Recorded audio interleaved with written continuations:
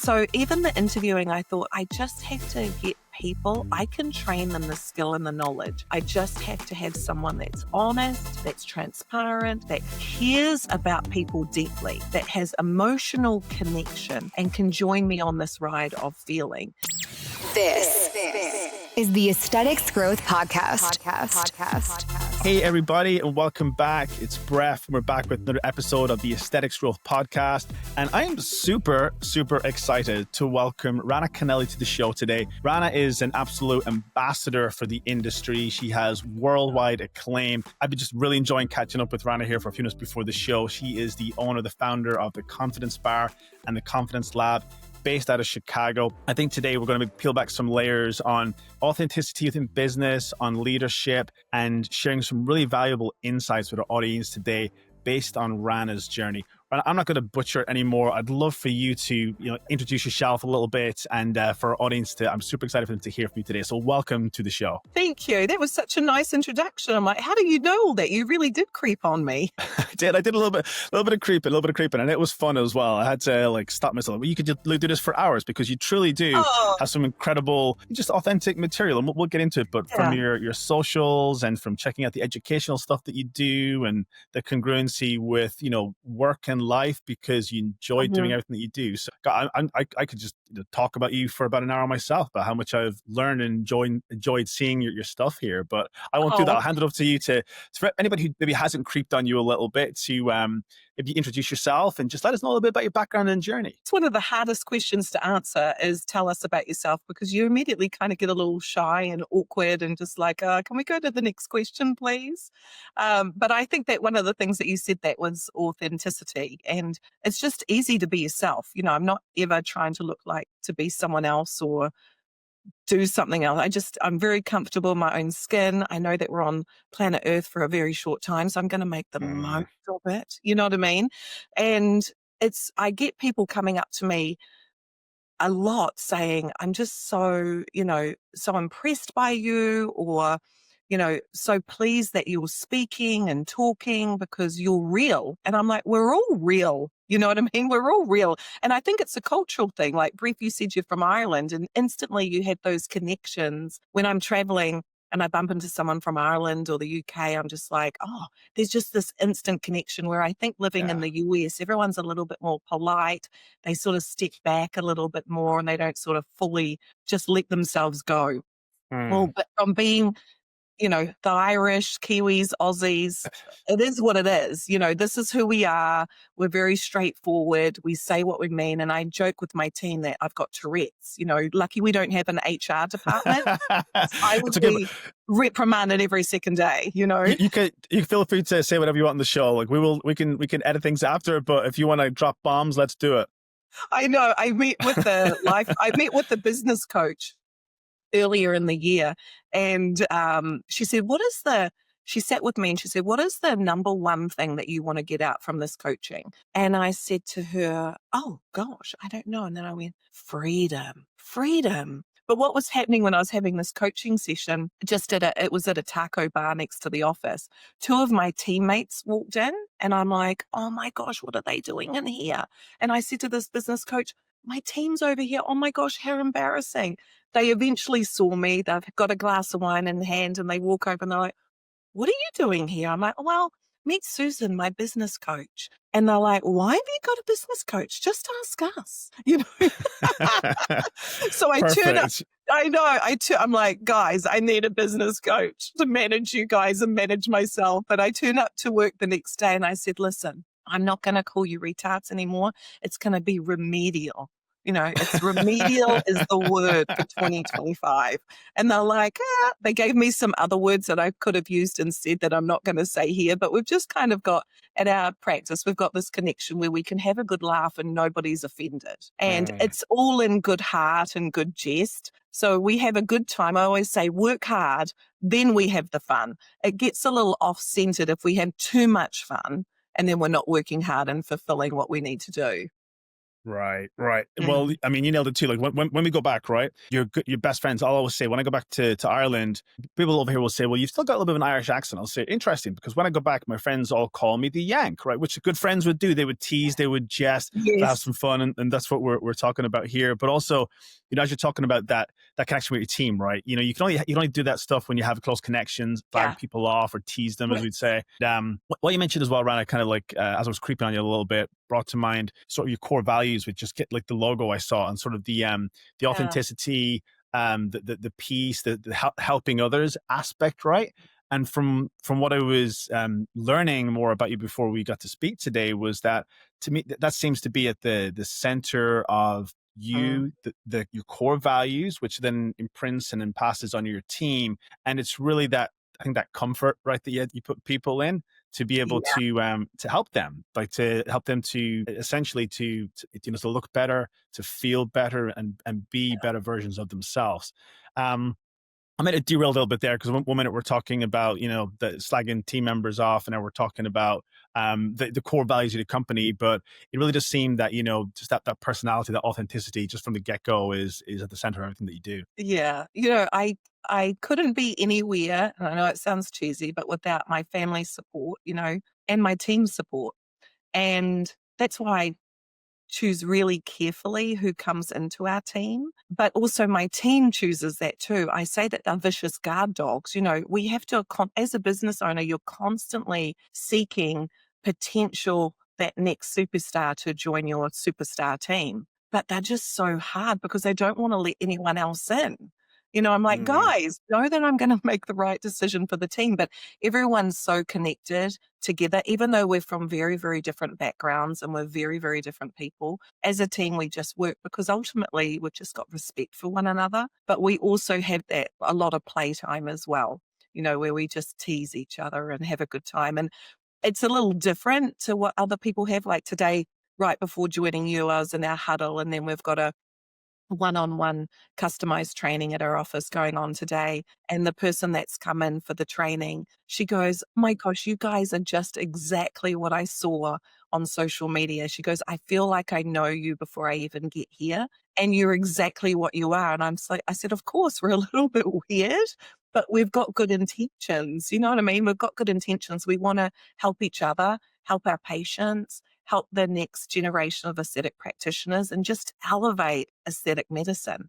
And it's mm, exciting to bring everyone on board for that. Like, I get really passionate about people doing well and watching other people be successful and grow. And so does my team, not just for ourselves and not just for our practice, but we're really excited when someone comes in and chooses us for a training, that we can have that little imprint on them to basically do the right thing. And we don't have to be serious the whole time. And we certainly are when it comes to injecting and taking care of patients and consents and all of that. Of course we are.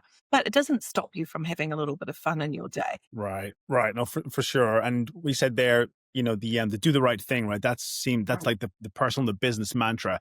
Right. Talk a little bit, if you don't mind. How has that do the right thing mantra put you where you are and your business where it is today, from the start to to really everything that you do? That's the moral compass. That's a question that everybody asks: are we doing the right thing? Yeah, we're having fun with somebody. Of course, that's the right thing because we're building a relationship. But I'd love to maybe peel back the layer a little bit on that the right thing mantra with everything you're doing at the confidence bar and the confidence lab. Yeah. Well, let me tell you where I think it stems from. I think it stems from my mother. I was brought up, I've got three brothers, and I was brought up by a single mum. She's fantastic. But even to this day, I don't want to disappoint her. I'm a little bit scared of my mother. And I just don't want to step out of line. Neither do my brothers. And that was just even being brought up just to do the right thing, whether it was school, whether it was playing a team sport, whether it was an individual sport. My mother sort of instilled to us, have a good time, but remember, you're part of a team, you're part of a big picture. So I think just being brought up around that, and it just being in me, it's probably in my genetics. My mother wakes up and every day's sunshine to her, and it's really annoying. I'm like, "Mama, it's shit weather out there." And you're like, "Look at this beautiful day." So I do wake up happy too, but when it's your mother, it's so much more annoying, when they're so happy. And then sort of coming along to the business, do the right thing.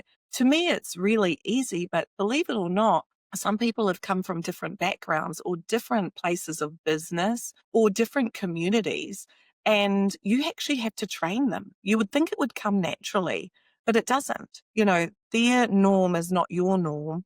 And you just have to lead and show the example of doing the right thing in your everyday. So people are driven and they see you as a magnet to want to come along on that journey. And I don't know if I can describe it like what exactly it is, but I'm always thinking of others and their emotional well-being, their mental health, their physical well-being.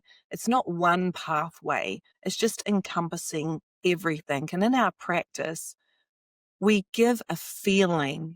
People walk away with the feeling that we give them, whether it's a patient coming in for a treatment, or whether it's an aesthetic practitioner like today coming in for a one-on-one customized training. We give that feeling that you belong. We're happy to have you. We're grateful that you chose us. It's your time. You could go anywhere else. So there's this feeling that they leave, and they don't want to leave the feeling. But the feeling is the hard work that you put into your team to make sure that it works and people feel that feeling, right? So there's a lot of Yep. work behind it. And I've worked really hard on my team, and I'm doing it strategically. They don't necessarily know it, but I'm doing it by listening, by catering to their communication style, by setting goals for them, by telling them I'm proud of them, by reprimanding them. It's almost like parenting, okay? I don't mean that to be condescending or anything, because obviously I work with adults, but I've got really well-behaved children and I've got a really well-behaved team that actually care about people that come into our space, and we care about each other. So that's kind of it in a nutshell, but it feels good. Like I actually wake up every day feeling good about what our team has created and what we've gifted others, because my team go above and beyond even without me knowing. Like I'll have one of my practitioners meet up for someone for coffee because they sent them a DM and they want to get into aesthetics. And I hear about it later, or I just hear all these little things. And it's ironic because when our children are little, we used to have a little thing that we would say, catch you being good. So we'd say to our kids, oh, we caught you being good. And we didn't give them a gift. It was just praise. Like we're recognizing that you did this. We caught you being good. And you must feel really good about that. And I see that in my team too, when they're going beyond just our practice and what the expectations are of their roles and responsibilities, but they're extending themselves in their own time, their own personal time that they could be with their family. And I get to catch them being good as well. And I think that comes from just creating an environment of reaching out to others. Like it feels good to help others and help guide them and mentor them. And a lot of people are going through a lot of difficult stuff, whether it's going back to nurse practitioner school, whether it's starting a business and you've also starting a family, whether you're changing jobs and you're not sure how to navigate that. So I just love that my team extend themselves time and time again to help others. And that's how I started the confidence bar. It didn't start with one day, oh, I've got a business plan, I'm going to start a med spa. No, it helped with the years before that I extended myself, and I was happy to all these people. And the day that I chose, Brief, to open up the confidence bar, I made phone calls in one day that took 7 hours, and every single person said, yes, whatever you need, Rana. And Wow. I actually started crying, like privately. I actually went to the toilet and cried because I just couldn't believe that in this one day I was starting a business and I had this army of support. And I didn't actually recognize it at the time. I didn't recognize why all these people wanted to help me, but I recognize it now. And it was years of work ahead of time before actually opening the Confidence Bar, our medical spa. It's amazing. That is amazing. The hustle and the heart. When was that, Rana? When did you actually open, and what was that first Yeah. few days like? That's just incredible, really impactful. What I just heard there. Yeah, I opened the Confidence Bar almost 5 years ago during the pandemic. It was never planned, like I said. It was, a really tough time throughout the US and in the world, but there was the George Floyd stuff going on, and in Chicago, through the Chicago River, all the bridges went up. You couldn't actually get into Mm. the city. There was a lot of looting. We could actually hear from our condo, like gunshots in the air. And it was really, really frightening, to be honest. And coming from New Zealand, where, we only have guns to kill stag and rabbits, what we're going to eat. It was really, really frightening. I actually thought I kept thinking I heard car tires blowing. And someone said to me, no, they're gunshots. Because it's just not where my mind goes. Even though I've been living in the US a long time, my mind just doesn't go there. So I actually left where I was working. It was a plastic surgeon's office. And we actually moved to Indiana, which is only an hour and a half away. And we rented an Airbnb just to feel safer and have some more space. Now the kids were homeschooling. And I didn't want to homeschool my kids. I'm not technically challenged. I'm very technically challenged. We had a lot of people coming to have one-on-one sessions with me, education, and I refunded them. And they asked me to do hands-on training or put my courses online. I'm like, no way, I don't want to be online. How embarrassing. Like, it's even awkward for me here I'm like, you're interviewing me. I'm like, I hope That's this, that's I hope, amazing because you look so good online, the socials and now. So I always find that really interesting. But yeah, I'm that's like, super is this going to interesting to be hear. recorded, just my voice? Or are you going to show an image of me? Like, I just prefer my voice. Like, it's still awkward. Everything, the beautiful, authentic you, we were showing everything. The warts and all, as they say, right? But long story short, I put my courses online when we were renting in Indiana, but only because I didn't want to homeschool my kids because I didn't even know how to get them online. So my husband was upstairs helping the kids with online learning in the pandemic, and I was downstairs putting my online courses together. And I'm so grateful, during a hard time for everybody, I ended up growing my business tenfold because prior to that, I would travel across the United States and do my independent trainings, which was through request because I could teach off label, what wasn't deemed by the FDA. But Yep. putting my courses online had a farther reach, and people were like, now I want to come to your hands on training. And I was kind of surprised because I was so used to being on a plane sort of once every 10 days somewhere. And then during the pandemic, I realized I just don't want to travel anymore. I want to be with my family. So I opened up the Confidence Bar solely for me to see patients that have trusted me for 20 plus years to be a model in the hands-on training that when Mm. people were coming for the hands-on, Wow. because I needed to be able to source beautiful faces that were open to being practiced on through education. And so I opened it as an aesthetic training and it turned into a medical spa. So when I made that 7-hour phone call in Indiana, I'm like, oh my gosh, I have to open up a medical spa to feed my training center so I can have models, patients that can turn into models to sit in the chair for hands-on education. Wow, that's amazing. So I was kind of detecting that from the storyline. So it was the aesthetics lab, the training, of course, that you were Yeah. doing. The pandemic came in, obviously displaced the family, moved for safety reason, and then the med spa, the confidence bar, evolved as part of that from primarily for the patients that required for the training. But then guess what? They told more people, right? So how did that continue to evolve for you to growing the med spa and growing the confidence lab at the same time? Yeah, I think that, I now had the ability to create something that was me. And I remember building my website and looking up other medical spas websites, and they were all like white and baby blue. And I'm like, I could follow this route of what everyone else is doing, or I could do what I love. And I thought, right, forget it. I'm going to do what I love. But everything had a meaning when I built my website and I put together my mission statement. It all sounds really cheesy, but it took me months and months and months because it's so easy to follow when you believe in it.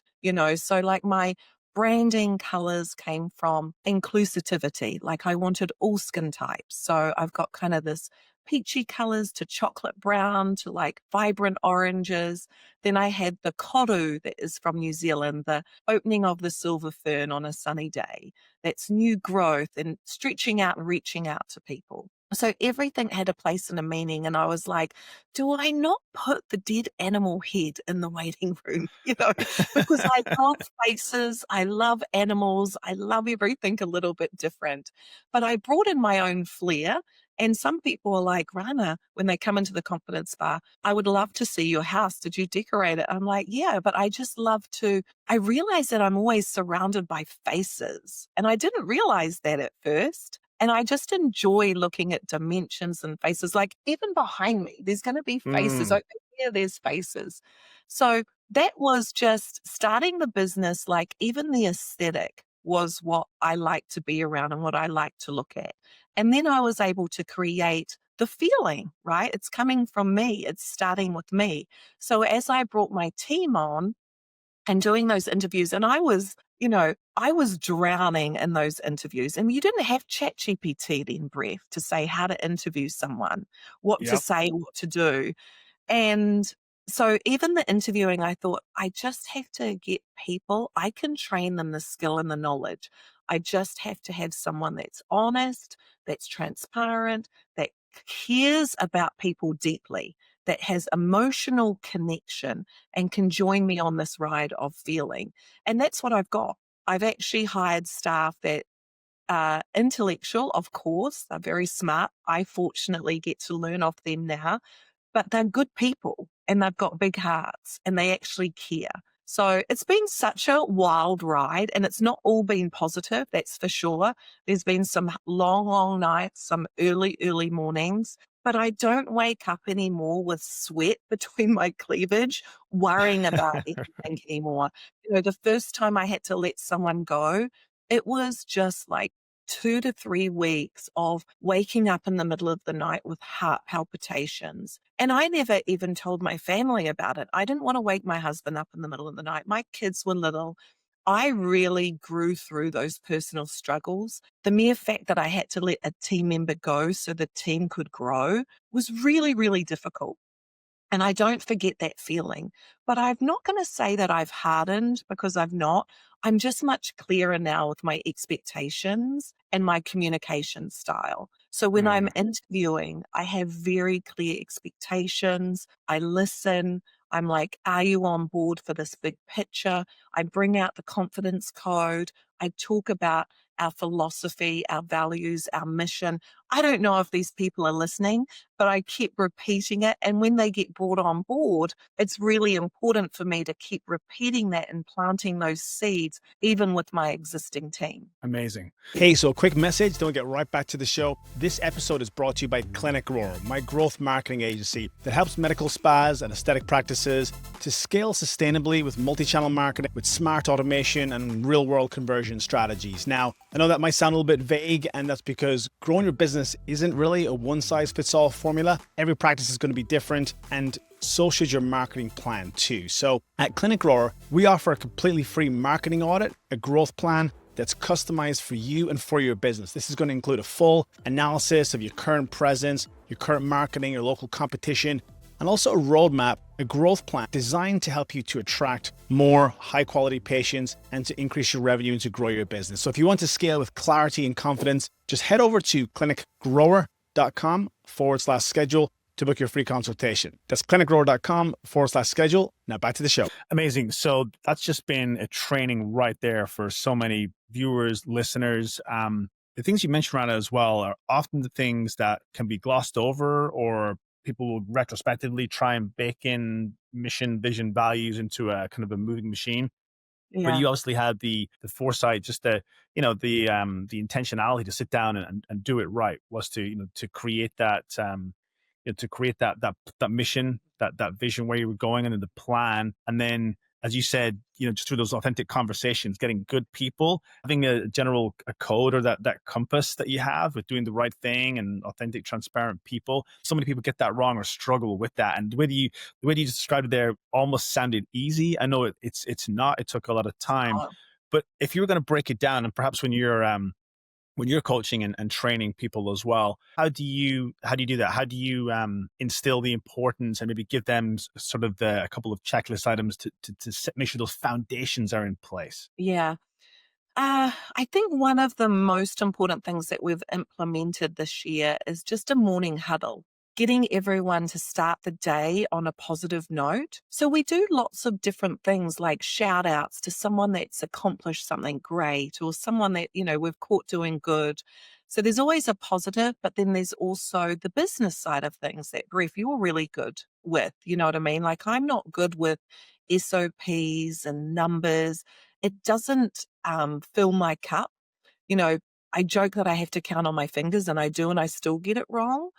But that huddle is really important to cater for the entire team on how they learn best and what is going to help them in their personal growth, which then helps them in the business growth. So we Mm, talk about where we're at, our numbers, and at the moment we're focusing on our new consultations and the percentage of who rebooked. Well, last month it was only 30%.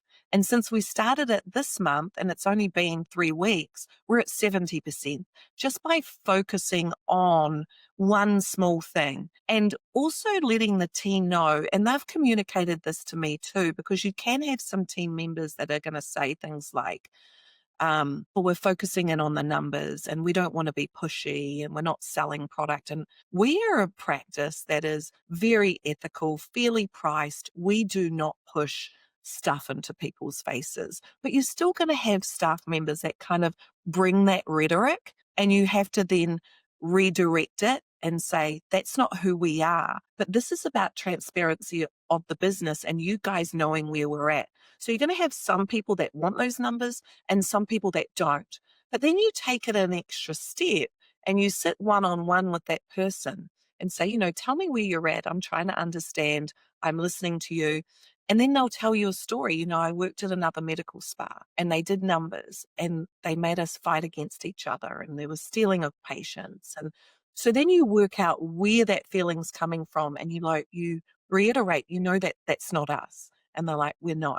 So it's a lot of huddles, one-on-ones. So we have with our team one-on-ones every month. We have a team meeting every month. We do a lot of, Chicago's only warm for like 4 months of the year.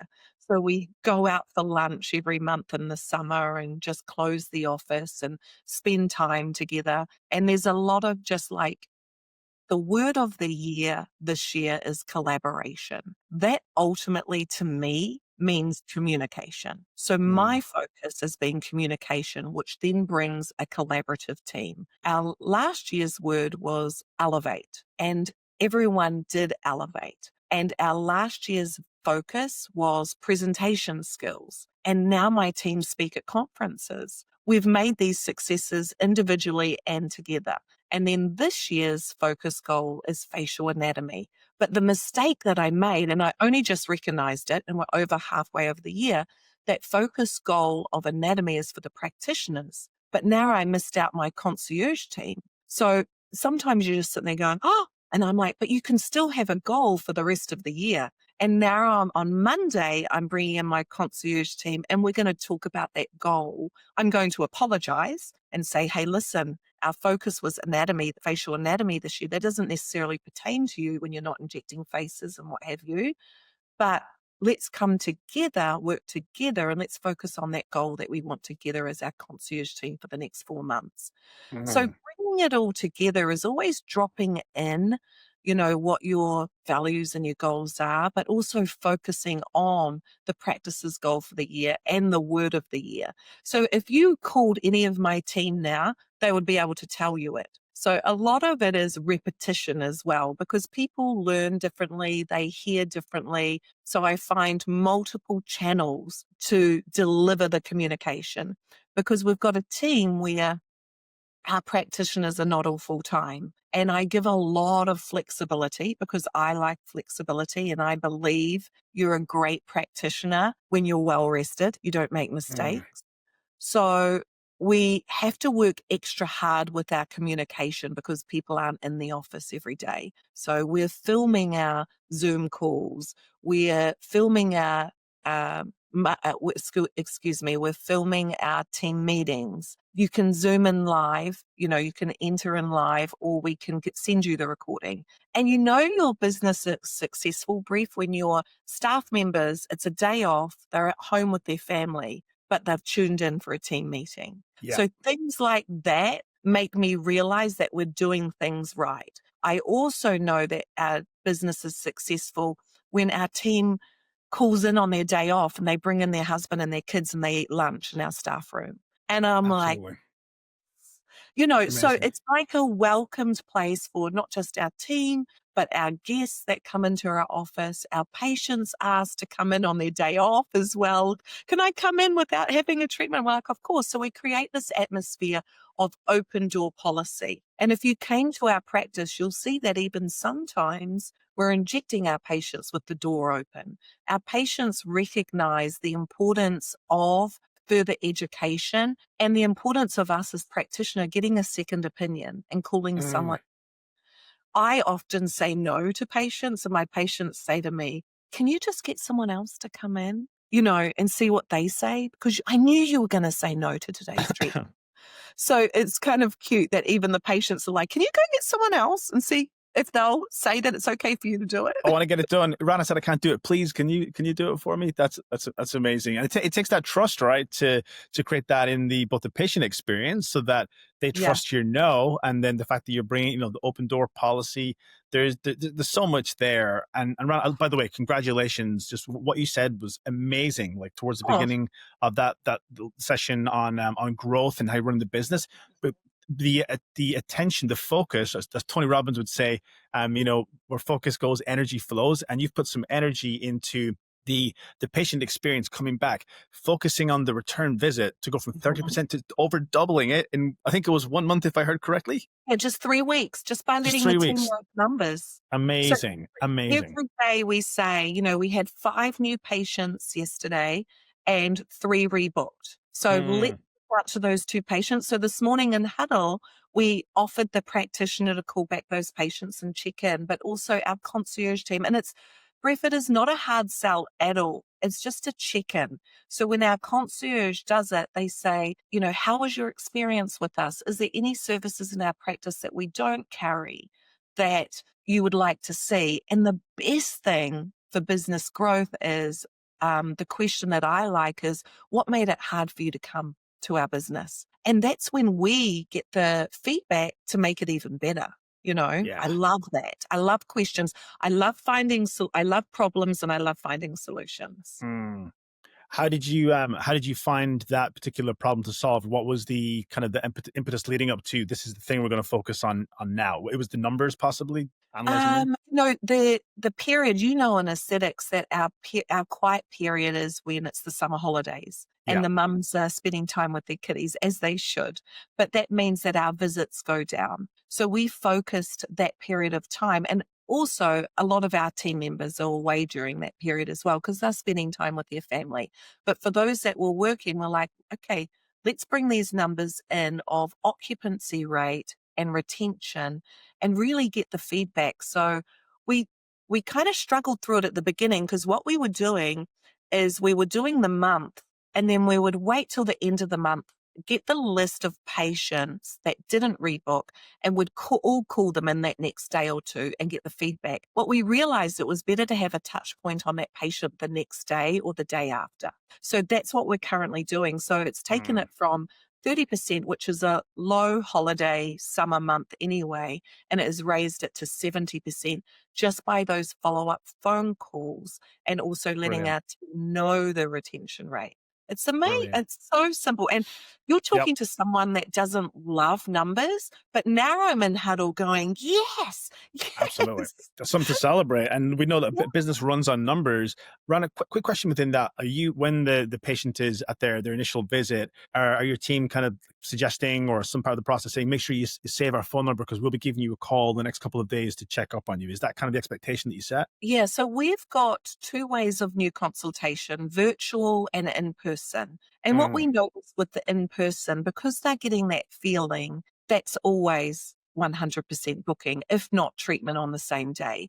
It's those virtual shoppers that is harder to get to come back in. So everyone has their different consultation style with our practitioners. And again, we're a sort of varied bunch. So you're going to have someone that's very methodical and give them a treatment plan and talk about skincare and talk about this. And you're going to have someone say, you just need this, you just need this. Everyone's so different. What we need to do in that next step, and this is the part where I never want to put the team against each other. But what we need to do is break down the practitioners and who has the better conversion. Now, we know because we can run a report. It's not me running the report because I don't enjoy doing that sort of thing. But now we're going to do that. And the person that has the best conversion to bring that patient back to an in-person appointment, how can that team member share that with the rest of the team? What are the pearls that they can share that helps build business? So that's what we're Love going that. to do. I have to be really careful, and I almost need to not put the practitioner's name, because you never want anyone to, in America and New Zealand, Australia and Ireland, it's different, right? Everyone's got to come last. In America, no one can come last. So we've got to find a way where we can deliver it where the team feels, ignited, and that Mm. person is actually teaching. We Yeah. did implement something this year that actually hit a lot of resistance, and there was a lot of kind of not anger to me, but between a couple of the team members. And what it was before this, sort of one of the strategies that I came up with, I'm like, we've got practitioners that are 100% booked and booked out to November and December, right? We know they're doing great, they're doing well, they're connecting with patients, and they've been doing this for a long time. Our main mode of referrals is word of mouth. Once they've been in our practice, they don't price shop. They pay what it costs and they stay. We just got to get them into the space. But what I did is I said, whoever has the top rebooking gets the phone call patient. So when a patient Mm. calls in and asks to be seen, that person that is on the top gets that patient. So you don't talk it. And this is where I train my team before. Nobody's better than nobody. We don't have a lip queen. We don't have a radius queen. We don't have a sculpture queen. Everyone's competent and good. But if Mm. that new patient calls in, we also have to reward the team members that have been working really hard to fill their books and do good. And that caused a lot of problems. Now, it was undercurrent. It phased out, and it got others to, I hate to say the word compete, but I will say compete to strive to be better. But it Yep. also made others get a little bit more sit back and just kind of give up. So it's like now we have to switch gears. We tried it and now we're on this new team, and now we have to move back to individual as well. So it's, Mm. this is the stuff that I could learn from you, and I'm again It's drowning. grown. It's, you know what, Trial. like, growing a business is, it's about taking action, right? Taking action to get the business started. There's no perfect action. You try different things. There's like you said, there's different team members. And sometimes, not saying your practice at all, sometimes that collaboration, right? Where everybody's winning together and there's maybe incentives from a team standpoint. For a team to perform, it's individual players we'll talk about. So everybody to perform the best of their game, having those incentives in place. And sometimes, others seeing team members succeed, it will motivate them to ask that question. How did you do that? Right. Then that's great. There's internal learning. And sometimes the natural part of teams as well is that you might have some people like, I'm just not cut out for this, and it may Mhm. separate those A players from Bs or Cs, and that's a good thing in the long run. But I think what you're doing is great. You're testing different things, seeing what works for you and your tribe, Mhm. because every business, every practice is different. There's different cultures there, and that the essence of what you're doing, from what I've heard, it really is about, it's a collaborative environment. Mhm. Business runs on metrics. And so in order for the collective, your business to grow, if you to increase your impact, it's going to be in any market, there's patients have choices, right? So are they going to continue to choose to come back to us? What can we do to get them back in for that second visit, for the rebooking, so that we can, guess what? We can increase their trust points, so that we Mhm. can provide them, listen to them by asking the questions that you just said, which are brilliant. What other services would you be interested in? And that's helping you to provide additional service lines down the road for your patients. And also then it's about keeping them for longer and providing just even better outcomes. It's also Mhm. just about that trust you have with your team, with each other, to be open and transparent. And I was going to ask you, um, you mentioned a little bit earlier about the not pushing or not overselling, and in the industry there can be that perception with some patients that happens, and like you said, it might happen in other practices where there's competition, everybody's got to outsell each other, there can be some toxicity within that. Yeah. How have you approached that, Rana, with building that trust with both the team members and with the patients to have those conversations so that you can provide them with more services, essentially sell more, but really deliver better outcomes for what they're really looking for? Well, it's just what you've said. It's building trusting relationships. And one of the first things that myself and my team do in our aesthetic trainings is teach other practitioners how to say no in a variety of ways.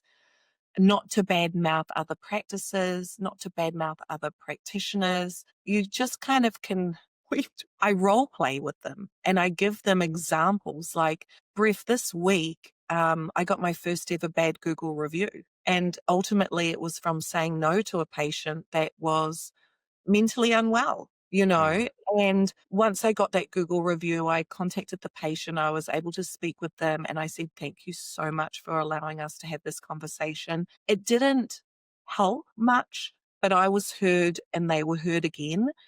But the most important thing that I did is immediately after that Google review, I sent my team an email saying, you have to listen to your gut. You have to be able to say no. We're very empathetic and we want to help. Always, we want to help. But I want you to know that the business is always going to stand by you to decline someone a treatment. But in the same time, we're in business and we're going to make sure that the patient feels seen, heard, and loved. But I ask you this one question. If any of you in my team had seen that patient except for me, would you have treated them? And if there's a yes in the room, we need to work harder. I know none of my team would, but the younger injectors or the less mature, they haven't been in it as long. It's harder. It takes time to learn how to say no to healthy patients that are smart, driven, and want what they want. Like you've got to find many ways of keeping them happy, but saying no. So that's kind of one of our core values. It's what we start with all of our trainings, right? Is just again doing the right thing, even if it Mm. means you're going to get a bad review or you're going to have someone badmouth you. At the end of the day, I didn't try to bury that review by calling my friends and saying, can you give me some 5-star reviews? No, it's important for anyone looking into our business to see that we've got a negative review because it makes us human and we're only normal. We can't be 5-star every day. We want to be, but we can't. But also it's free business consulting. And I really thought to myself, how could I have made that better?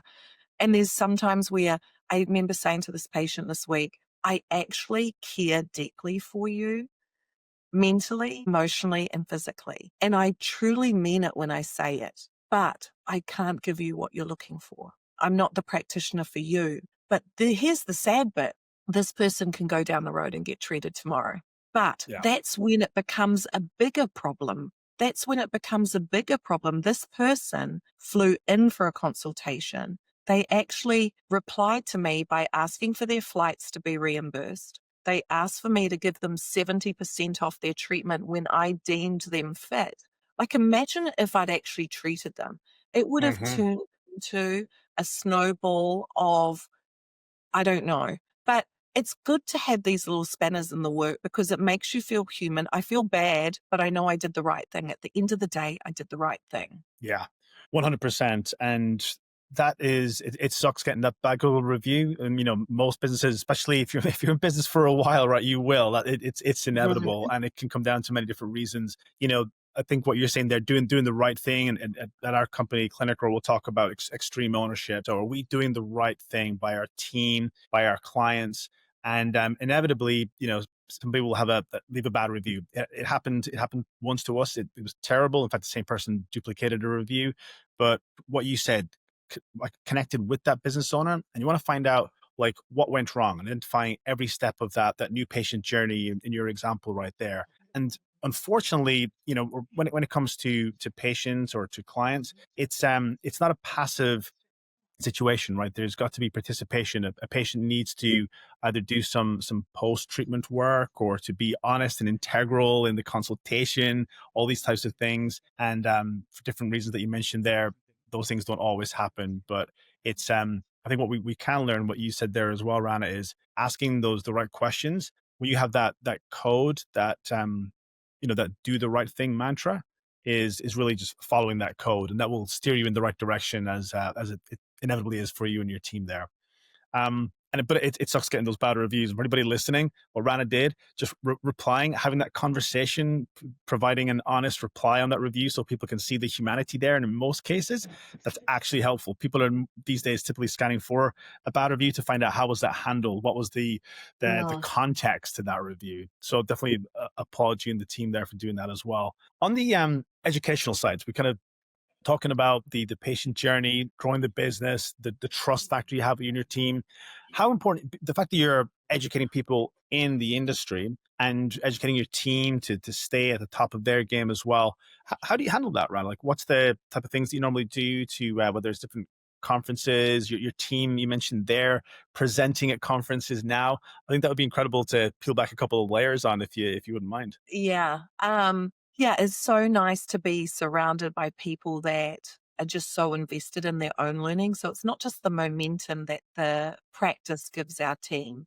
They want it for themselves as well. And I was just saying to someone, I go to so many conferences, and by the end of the year, I get confused. I'm like, am I doing it right? Like you get almost burnt out. But what I get from conferences or my team is I actually learn from my team. Like when we're teaching throughout the week, I know that my practitioners/educators have been studying the night before. They're well rested. They're keeping up to date with research articles, with webinars, what have you. And they've put the work in before because your guest, your peer, they know if you haven't. So I pop into the room while they're educating and I'm sitting there going, wow, I actually learn more from my own team than I do going to a conference now. Because we're just so, I don't know, this sounds crazy, but we're just so passionate about it. You know what I mean? And I very much say to my team, if you don't put in the effort and the work, your audience knows, particularly if you're speaking on the podium. And it's such an honor to be asked to present at a conference. It doesn't take me a couple of days to put together a ChatGPT presentation. I see them now with all the emojis. I'm like, this is embarrassing for this person. You haven't put in the work.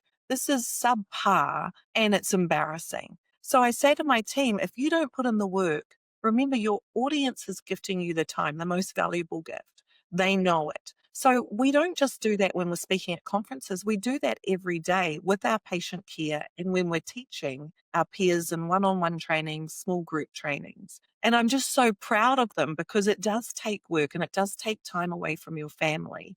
And it's constant. You know what I mean? It's constant learning. Like it's almost at the point of fatigue that you know so much that you can't fit anything else in without something spilling out. But it's just when you've got a standard in your practice, I just love that my team has gone beyond the standard that I've set. Not everyone, but many of them. And so it drives the others to reach that standard.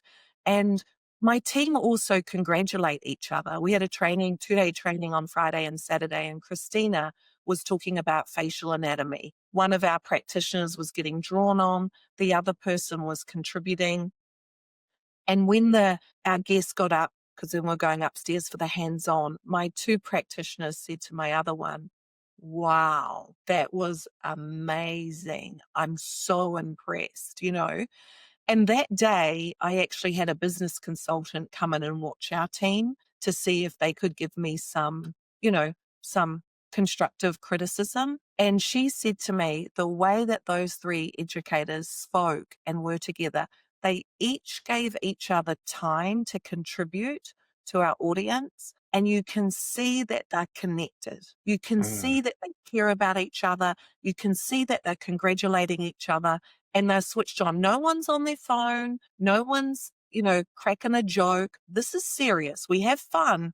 But when it comes to sharing your knowledge and your education with your peers, it's business time. This is important stuff. So yes, we have a culture of let's have a good time, but we also have a culture of this is important. And it was Mm. just so nice to hear from that business consultant for her to say to me, Rana, what you've got's incredible. How did you get it? Like nobody has this. And I don't necessarily tell my team all the positive because yes, it's important to give them the accolades, but there's importance of growth as well. So when Christina made a little mistake about one small detail, I text her that night. I'm like, hey, you said that the masseter was approved for this amount of units. It's actually not. You did a great job, but for next time it's this. And she's like, thank you. So it's still recognizing how incredible they are because they are. And I wasn't able to say this brief last year. That this is not something that's suddenly you wake up. This is, Christina, Lamia, Angie have been with me. The confidence bar is 5 years this year, and they've been with me just over 4. It takes time to get to this level. Mm. And it's just so rewarding, but it's nice to have a stranger come into your practice and give their feedback and delving through your books, which she's been doing this week, saying to me, you've got a really good business. And I'm going, I have? I'm like, do I? So it's Who, nice. me? Yeah, I'm like, Amazing. it's almost like how? Like how? Like, do I? Because I'm a person that's like, where's the problem? Let's find the solution. Let's work together to get there. I'm always setting a goal for better, better, better, better, not Yeah. bigger, not bigger. I don't want bigger. What I've got is what's manageable for me. I'm not looking for multiple locations. I'm not looking to make a huge amount of money. I'm just looking for connection. I'm looking for patient experience. I'm looking for my team to be happy. I'm looking for other educators to come in and share with us and be collaborative. I want better, not bigger. That's incredible. And I think, today on the show, it's been an absolute masterclass, if you will, just on authentic leadership. Because what I've been sitting back, mainly listening to over the last hour, has been just that. Has been your upbringing, your vibe, your mantra, doing the right thing, inspiring others. I really consider you to be an inspirational leader. From what I've just heard, you're now developing leaders at your organization. Those ladies that you just mentioned in the last year, you've elevated them as part of a core value, but an intentional word through their presentation skills and now through communication and collaboration to increase the reach and impact of messaging within the community to help others to do better, which is such an incredible domino effect where it's almost like Inception here, because now it's helping other practices doing things the right way. So I just want to truly just applaud you for everything that you're doing. It's absolutely Oh, incredible. I mean, I want to respect your time, and I know we're kind of going a little over, but if you're game, Rana, I would love to probably have you back another time. But before we do, see if you're up for doing a quick rapid fire round to hit you with some questions to get yeah. squeeze some extra juice out of this incredible orange that we have here today. Oh, thank you. It's so nice of you to say. Thank you. Yeah, for sure, for sure. Well, let's do it. Okay, so what is your, shifting gears a little bit, we call it the Yeah. rapid fire round. Yeah. Just what is your favorite treatment to perform? Favorite treatment. I just like saying no to treatment. My patients have been with me for a very long time. So we've kind of got them to this where they just are keeping them looking good. Yeah, So I love doing that. I will say I love doing that first treatment because it's the wow. It's kind of the little shift of making them look less tired, more vibrant, but then you just maintain them there. So there's sometimes where, for about a year, it was lower face because we weren't doing lower face. But now I would say aesthetic medicine, we are looking at the face holistically, and we all do know how to do the touch points and do full facial balancing and all that. But there was periods in my career where I didn't know how to do a lower face well because we just didn't do it. So learning a new skill is what excites me. But now that I've had my patients for so long, I'm just like, you don't need anything. Or it's about skincare. It's about yeah. maintaining the envelope. So Yeah, That's it incredible. does change. It changes all the time, but I love it all. I love it all. How about then? You touched on it a little bit, but just with the changing industry, with the development and the innovation, where do you see the industry going in the next 5, 7 years? Yeah. I think our next wave, we had this wave of weight loss medications, and then people were sort of, losing weight, feeling good, feeling confident.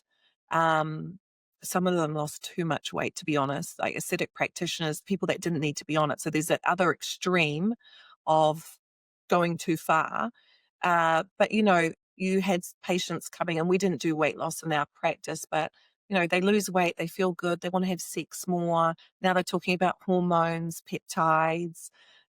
That's really exciting. The FDA regulates everything very heavily with that. So it's just about we bring things into our practice very slowly and safely, Mm. and we make sure that we're listening to what is getting experienced in other people's practice before having those problems in our own. So PDGF, regenerative, hormones, peptides, yeah. It's exciting. It is. It is. It is. And you know what? I know you travel quite a bit as well. And from the guests we've had on the show, they talk about learning nationally, but also Yeah. internationally as well. Because when you dip into some of the foreign fields, there's a lot of kind of innovation happening over there as well. Speaking of travel, what would be your favorite business destination to go to, maybe for a conference, and also personally, Oh. any particular hotspots? Oh, well, when I travel, I always, with my family, I always fit in a conference or a one-on-one shadow. I find that the one-on-one shadows or the one-on-one learnings is the best.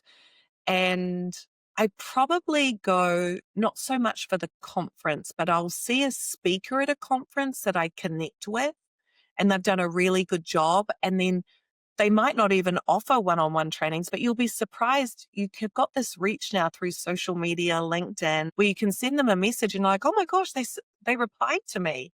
And then they'll say, oh, contact my office and we'll take care of you, but we don't offer that. So I've had trainings come from that have been so valuable. I think it's really good to connect with people outside of us in the US because they get products before they get approved here. So we get a Mm, headway of, and the product is the same, but it's often a different name. So just kind of working through the muddiness of finding out, oh my gosh, that's that product in that country, that product in that country. They've just got 3 different names in 3 different countries, but it's the same ingredients. So okay. I was doing a training yesterday and I was actually doing it for a pharmaceutical company. And I'm like, yes, we only have Sculptra here in the US, but we've got different types of PLLA in other countries. And my patients bring this information to me as well. I've got patients that are Lebanese that they're like, Rana, I have to look my best this weekend. I'm going to a wedding with 500 people. I'm like, honey, you're not the bride. And they're like, do you know what this is? Do you know what this is? Do you know what this is? And they go home and then they come back to the US and they give me information. So it's just, keep the curiosity open and learn from your patients and your peers nationally, internationally, but don't do anything that you're not comfortable with. And you can't correct if a problem happens, so Mm. don't be the first bull out of the gate because complications happen when you're fresh off a conference and you see a new technique or you're fresh. And that's what I said in my training yesterday. I don't want you ever to do anything that you're uncomfortable with because you might learn a new technique or something today and you try it tomorrow and now you've got your mistake, so. Yeah. Yeah. Super interesting, especially getting the feedback from the clientele there. Yeah, I think you might have even imparted a little bit of advice there. Don't do something you're not comfortable with. The show's been full of advice. What is some of the best advice that you feel you've ever got through your career? Whew. I have a really great medical director and he's a dermatologist, Dr. Glazer, and he will call me, most mornings at 6 a.m. And when we first started working together almost 5 years ago, I should tell him this, I haven't. I would put my earpods on and I would take notes of what he said to me. He always ended with something kind. Rana, do good by your patients today. Now, he knows I'm going to do that anyway. It's just nice to hear again, right? Yeah. And now that I've had his mentorship, the phone calls are less. He still jokes with me, but I don't have to take the notes because now he's raised me and my understanding and my ability as, as my mentor and my medical director. So it's funny now that he's said to me, Rana, I also get to learn from you. And I'm like, what? So I've never had a medical director that said that to me before, that also has said, how do you treat with this new product? Or how are you finding it? So I've got that with my medical director, and my team has that. And I just love that in terms of business growth, because he's not only just a great physician, he's also a great business person, that he has been able to mentor me. Now, I'm not good at all of it, for sure, but he doesn't give up on me. And I also don't give up on my team. Amazing. Again, it's that collaborative growth mindset with everybody that's involved with your business there. That's incredible.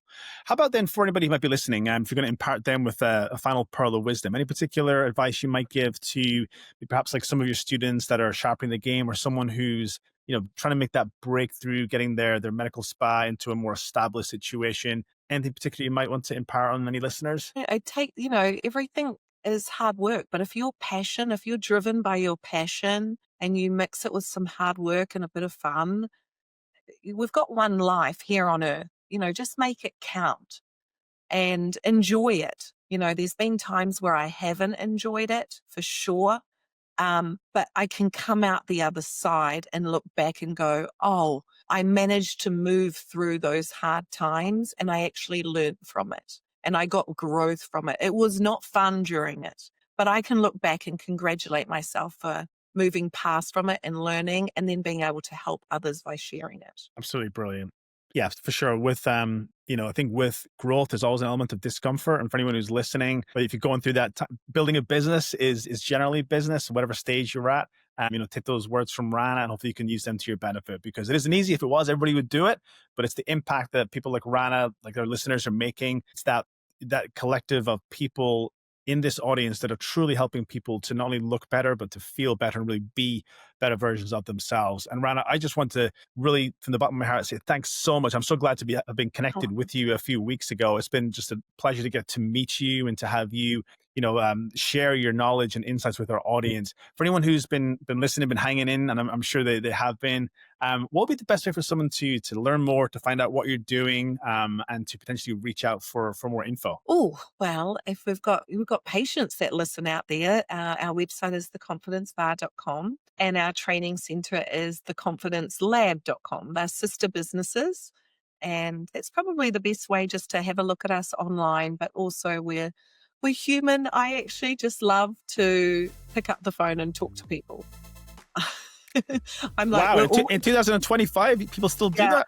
I'm still that person. I'm still that person that's called me. Even when people send me on messages on Instagram, I immediately go to voice memo, or I found out you can call someone on Instagram, and they're like, calling me? I'm like, yes. And they're like, I can't believe it. I'm like, I like face-to-face. I like voice more than an email or a text. Call me old-fashioned, Bref. Call me old-fashioned. Old school. You know what? I mean, innovating and making new waves in the space. And it's been an absolute pleasure to get the FaceTime with today on the show. So, Rana, thanks again. I'm super excited to launch this episode, to release it to our audience. We'll definitely have to try and have you back on the show, because I feel like we're just like scraping the surface today. It was very organic and just a hell of a lot of fun. So thanks a million for being on the show. Thanks for having me. Hey, it's Brett here with ClinicGrower, and I've got a quick favor to ask. If you're loving these Aesthetics Growth podcasts, go ahead and hit that like, or hit that subscribe, more importantly, so that we can keep bringing you the best of the industry. I really want this to be impactful and the highest quality, and the best way that you can help us to do that is to hit that like, hit that subscribe. And remember, if you would like to be a guest on the Aesthetics Growth podcast, go to clinicgrower.com/podcast. This is the Aesthetics Growth Podcast.